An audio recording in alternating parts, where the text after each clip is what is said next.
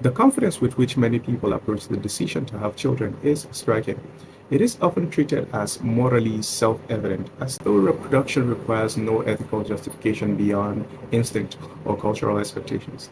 Yet bringing a child into existence is not a neutral act, because it imposes life.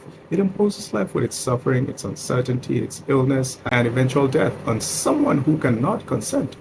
As David Banneter once observed, he says we cannot consent from those who will be brought into existence, and this is a morally significant fact.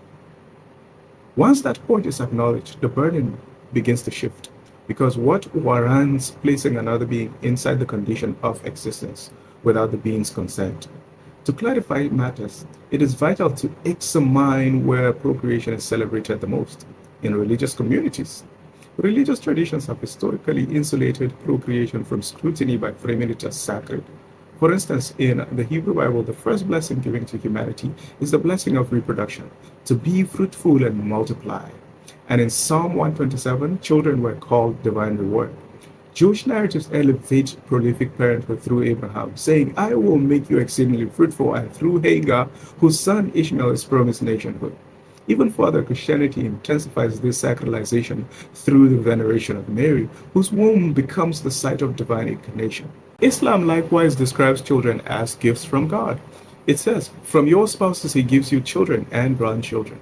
Across these traditions, procreation is not merely permitted, it is celebrated as participation in the divine creativity. And in religiosity, though, once an act is framed as sacred, questioning it becomes socially and theologically difficult, abominable. Yet, these same traditions acknowledge that suffering is not an aberration but a structural feature of existence. Children suffer under prayer. Children suffer under scripture. They suffer under moral formation. They are born into wars, into famine, into abuse, into diseases, into systemic injustices. Many die as their own communities plead for divine protection. This is not a marginal theological puzzle, because philosophically, Augustine describes humanity as a massa apostate, a mass of sin, in which suffering is intrinsic. Aquinas hops on the argument by arguing that God permits natural evil as part of the order of the universe. Moltmann insists that God suffers with creation, but divine solidarity does not eliminate the suffering of the innocent. Liberation theologists such as Gutierrez go further to locate God among the oppressed, which means countless children are born directly into the very conditions theology identifies as unjust. So if suffering is structurally embedded in existence, and even God does not even prevent it at all, then the ethical stakes of imposing existence on a non-consenting being becomes even sharper. On what grounds does a human agent claim the authority to create another being who must endure conditions they cannot refuse? Philosophical frameworks reinforce this tension, because antinatalist arguments hold that coming into existence is always harmful because suffering is guaranteed, whilst pleasure is contingent. Banneter's asymmetry principle highlights that the absence of suffering is good even if no one experiences it, whilst the absence of pleasure is not bad unless someone is deprived of it. Existentialists such as Camus and Sartre emphasizes that existence is marked by absurdity, by contingency, and unavoidable pain.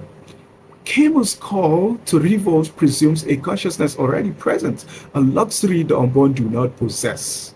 In the moral lock theory, much of a person's life is shaped by forces beyond their control, including their birthplace, their genetics, their race, socioeconomic status, and even exposure to violence.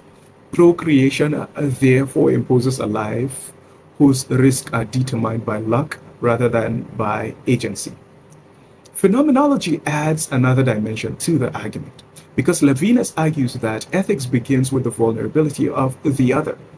But procreation creates an other who must bear vulnerability they never chose in the first place. To create a child is to create a being exposed to illness, to injury, to trauma, to death without the child's consent.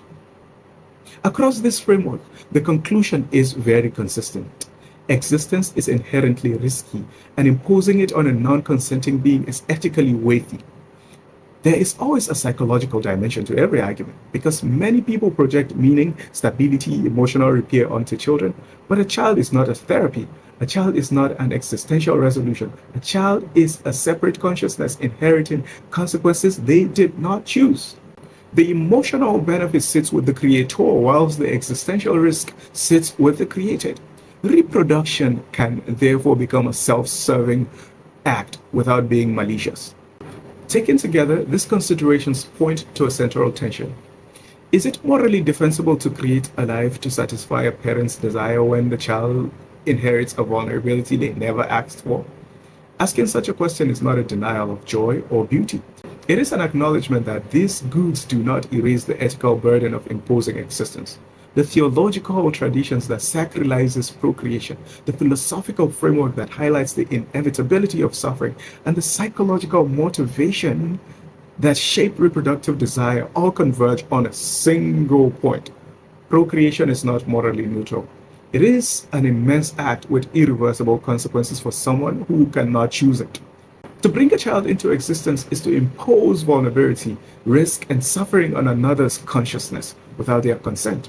And whether approached through theology, philosophy, or ethics, the weight of that act is far heavier than most people actually admit. A different line of reasoning begins from a different premise. The preceding argument treats suffering as a decisive feature of existence, yet the historical record complicates that assumption. Across periods marked by war, scarcity, and instability, people continued to form families and futures. This persistence does not prove that life is safe or morally uncomplicated. It simply demonstrates that many have judged existence capable of meaning even under conditions of risk. Kamo articulates this impulse when he wrote that the struggle itself toward the height is enough to fill a man's heart. Meaning, on this view, it's not the reward for escaping suffering, but something that emerges within it. If suffering alone rendered existence morally impermissible, then many ordinary moral actions would collapse under the same logic and principle. Caring for a child involves risk, rescuing someone involves uncertainty, and protecting another person rarely comes with their explicit consent. Yet, these actions are still regarded as moral because responsibility operates within imperfect conditions, not beyond them. Theological reasoning has long taken a similar stand. Augustine argued that God permits evil because greater goods can arise from confronting it. Aquinas maintained that vulnerability is the condition under which love, courage, and virtue becomes possible. Moltmann insisted that divine solidarity is revealed precisely in suffering. Liberation theology adds that hope is not passive sentiment but a commitment to the future of those who suffer. Across this tradition, suffering is not treated as a veto on existence. It is the terrain on which death becomes possible. Love carries weight because loss is real. Courage matters because fear is real. Faith matters because uncertainty is real. Remove vulnerability and what remains is not a perfect humanity but a diminished humanity. What follows is not a dismissal of suffering but a recognition that suffering does not exhaust the meaning of human existence. The central issue, then, is not whether suffering is present, but whether its presence nullifies the possibility that life can still be worth entering.